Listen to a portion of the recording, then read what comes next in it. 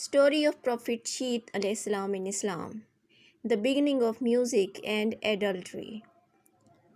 The Prophet Adam's third son was named Sheeth, also called Sheeth salam. Additionally, Sheeth was a gift. In fact, the name Sheeth itself means a gift. Indeed, a gift from Allah. But friends, before starting today's video, please subscribe to my channel and press bell notification so you can get all my latest videos in future. Also like and share my video to your friends and family. After passing of Prophet Adam's righteous son Habil or Abel, Allah subhanahu wa ta'ala bestowed Sheeth upon him as a gift. Prophet Adam was 130 years old when Prophet Sheeth was born. 5 years after the passing of his brother Habil or Abel, Sheeth was born. In addition to being a good person, Sheeth was also a prophet and a messenger of God. Sheeth was created to resemble his father. Sheeth was highly obedient to his father and he followed his commands, and Sheeth also used to remind his brother and nephews about Allah subhanahu wa ta'ala. Hazrat Adam, peace be upon him, was particularly close to his son and taught Sheeth the times of day and night and warned him about an impending flood. Prophet Adam, peace be upon him, continued to remind people of the beginning while he was still living because there was nothing else to remind them of at the time. Following the passing of his father Adam, Sheeth salam ruled over the descendants of Adam, doing so justly and in accordance with the law of Allah, and while Shaitan tried to dissuade him from conspiring, he drew the people around him together. It's also crucial to be aware that the Quran does not make any reference to Prophet Sheeth, but the Prophet Muhammad, peace be upon him, mentions in the Hadith, saying that there were 104 chronicles or parchments that were disclosed, and from those 50 chronicles or parchments were revealed on Sheeth. However, compared to the people around Sheeth, Cain and the descendants of Cain continued to grow. We all know the tale of Cain and Abel, and we are familiar with Cain's traits. He was an aggressive and arrogant person who acted with greed and arrogance. He was a tough character who was challenging to get along with, and as a result of what he did, he chose to separate from the group and travel alone to a remote location. Cain left the house with his twin sister, even though it was forbidden for him to marry and leave the house. And Allah subhanahu wa ta'ala declared it unlawful for any child of Adam to wed a member of Cain's family. Thus, before he passed away, Adam lived in the hilly areas with Sheeth salam and all of his other offsprings. Cain, a young man, then made the decision to travel farther afield to the valleys and flat terrain. Later, Allah subhanahu wa ta'ala sent Sheeth salam a directive as part of his Sharia, prohibiting him from mixing with those who had crossed over to the other side. Since this man, Cain, traveled with his own family and they had their own offsprings and responsibilities, it was forbidden to mix with them. They followed the Sharia as it was revealed to Sheeth salam, did not mix, and were greatly protected as a result. Shaitan now proceeded to play his part. Shaitan made the decision to go up against the men in order to demonstrate to men how to commit sins. And he was aware that the individuals with Sheeth salam might be familiar with him due to their knowledge of Shaitan. Then he transformed himself into a young guy, lovely young man, and traveled with the people of Cain to appear to be one of Sheeth's defectors. We observed a clear indicator as described in the story. We could tell that the women on Cain's side were incredibly attractive, but the men were not. Regarding Sheeth salam and the others. They were all exceedingly attractive, but the women's hair were not that attractive. Shaitan went to Cain's people in the guise of a handsome man, like an apprentice, and requested the blacksmith for a job, since he was in need of employment. They observed him, and since he appeared to be a good man, they decided to accept. He labored among them and put forth a lot of effort because he used to work with metal. So he created a flute, which he accomplished, and he showed it to everyone as he emerged with the flute. And he gradually began emitting sounds that nobody had ever heard. It was completely unfamiliar to them because there was no sound in the beginning of time. Now he made a small drum and began to beat it, to the surprise of everyone. They would gather around him, and he performed.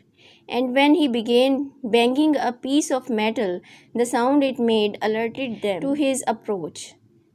They arrived excited and said things like, "Wow, these people are intelligent. They have advanced far more than us." As he fashioned a bugle and blow into it, producing a sound, they were ecstatic as they thought. And they became so absorbed in it that they began to gradually ignore Allah's instructions. On the other hand, Sheeth al-Islam continued to remind his followers and to explain to them what was proper and wrong. And on this hand, we discovered that Shaitan was instructing them in the way of doing evils and inventing evils. So the flute was created and it had a wonderful sound. They reportedly began to move their bodies towards the flute as soon as Shaitan brought it to them. The more musical instruments were here, the more our entire body responds to them. That is exactly what took place back then.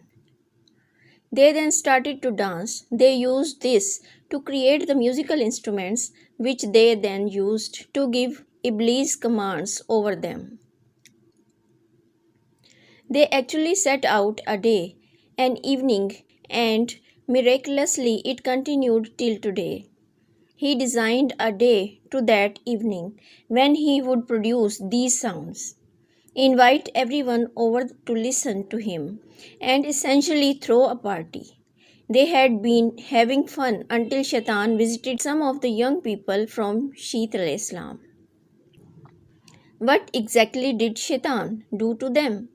It was amazing how he approached them and cast doubts in their minds. He provoked their doubts regarding the Sharia of Allah subhanahu wa ta'ala, leading them to ask, why is it forbidden to interact with these cousins and relatives to ours? What's wrong with it? What is this law? What's so bad about those people? According to the story, the mountain people first heard the flute when several men were walking close by and heard it. They followed the direction since they enjoyed the sound but were unsure of their location. These men also observed the local women. Some of them made the decisions to go see what was occurring, as they had heard that things were happening elsewhere. So they descended from the mountains and watched from a distance. Even though they had no intentions of doing evils, what did they witness when they claimed that everyone was having a good time? Very attractive women drew them in, and as they got closer, they went closer. They went being seen back as they were attractive men. Therefore, the women started partaking in tabarruj.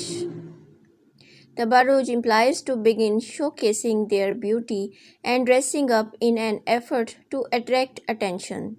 Shaitan had never previously explained this to them. And as the music brought them together, the men and women started to mingle and interact naturally and biologically, which caused reactions in both the men and the women. Shaitan fulfilled his part, allowing the free mingling to start without restriction. These young men started having fun.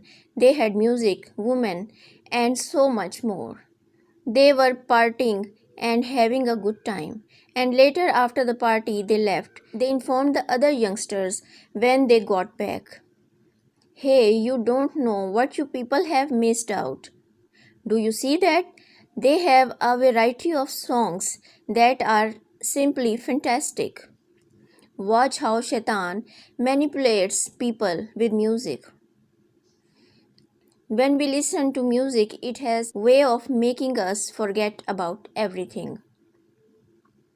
How Shaitan introduced zina or adultery.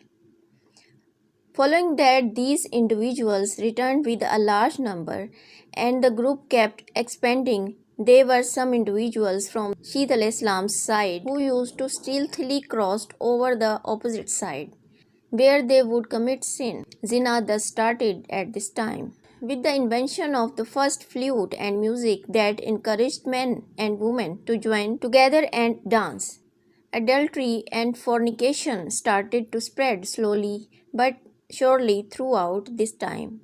Over time, zina was also performed. Remember, the individuals haven't yet engaged in shirk, which is when they perform specific acts of worship while establishing partners with Allah subhanahu wa ta'ala in those various acts of worship. However, Iblis was gradually raising humankind to the next level gradually through his deceptions. And for this reason, the Quran commands, O you who have believed, do not walk in the way of Shaitan. And anyone who follows Shaitan's example will undoubtedly practice evil and immorality. Allah purifies those whom He pleases, and Allah is hearing and knowing. Shaitan is incredibly intelligent. He is familiar with how people behave. He believed that it was too early for him to shirk at this time. They are still too young and would be aware of Shaitan's trickery. He therefore made the decisions to present them with something that would divert them and help them forget about their mission on earth and why they were sent, and introduced adultery or zina and music afterward. Sheeth al-Islam continued to live on earth for a few more decades while he was enjoying ordering and advising. When Sheeth al-Islam's time of death arrived, he gave it to his most honorable son, Enos, who continued his work after him. So guys, I hope this video would have increased your knowledge. And if it was a good experience for you, then subscribe to my channel and press the bell icon. Also like my video and share it to your friends and family. Thanks for watching.